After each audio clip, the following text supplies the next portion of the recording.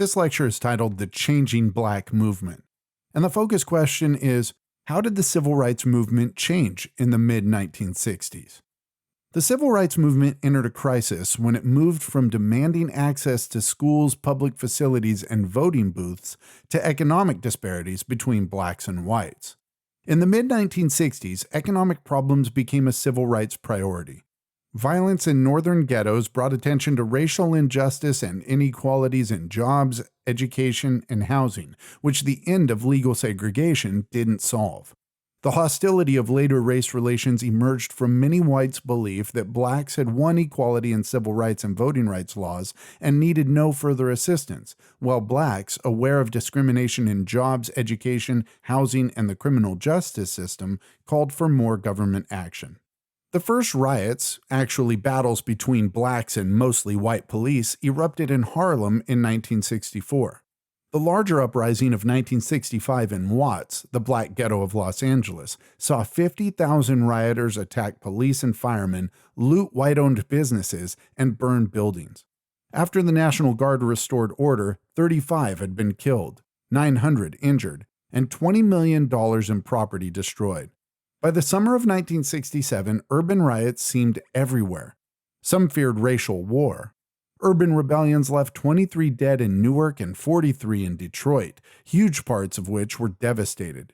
Johnson appointed a commission to study the causes of urban disorder, whose report blamed them on segregation and poverty, indicted white racism, and claimed that society was becoming harshly divided on racial lines. Civil rights activists, knowing that black unemployment was twice that of whites and that the average black family had little more than half the income of white families, moved to address economic freedom for black Americans.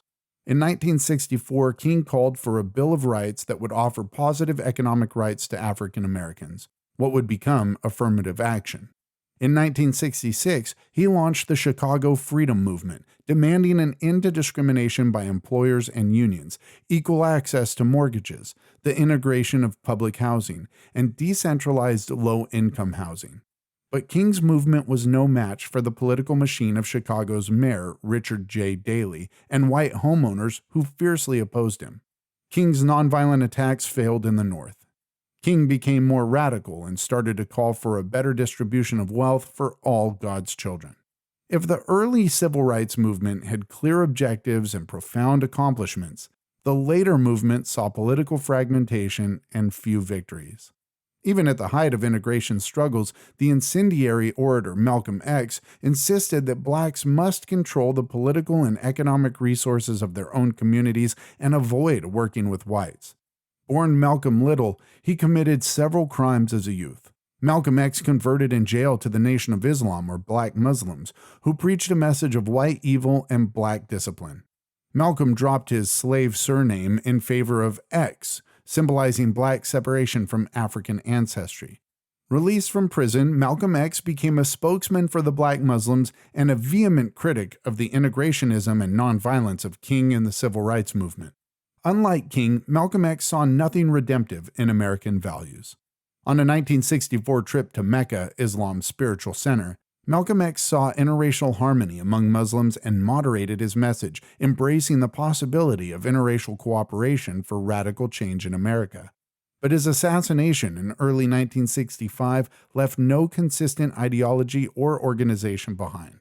His calls for black independence inspired the urban poor and younger civil rights activists, and his 1966 autobiography became a bestseller. Malcolm X was the father of Black Power, a slogan popularized by the Student Nonviolent Coordinating Committee's leader, Stokely Carmichael, in 1966 during a march in Mississippi. Black Power rallied those angry with the federal government's failure to stop violence against civil rights activists, white attempts to dominate the movement, and the movement's inability to influence the economic plight of urban blacks. Black Power suggested everything from electing more blacks to political office to the belief that blacks were a colonized people whose freedom could be won only through revolutionary struggles for self-determination. The idea reflected the radicalization of young civil rights activists and inspired cultural pride. The word Negro was abandoned for Afro-American, and African dress and hairstyles were celebrated. Previously interracial civil rights groups like the Student Nonviolent Coordinating Committee, or SNCC, and the Congress of Racial Equality, or CORE, also repudiated their inclusion of whites, and they soon disintegrated. New groups sprang up, however, most prominently the Black Panther Party, formed in Oakland, California in 1966 to protest police brutality. The Black Panthers won notoriety for advocating armed self-defense, and their militant stance and actions alarmed moderate blacks and many whites. Troubled by internal disputes and police and FBI repression, the Black Panthers had disintegrated by the early 1970s.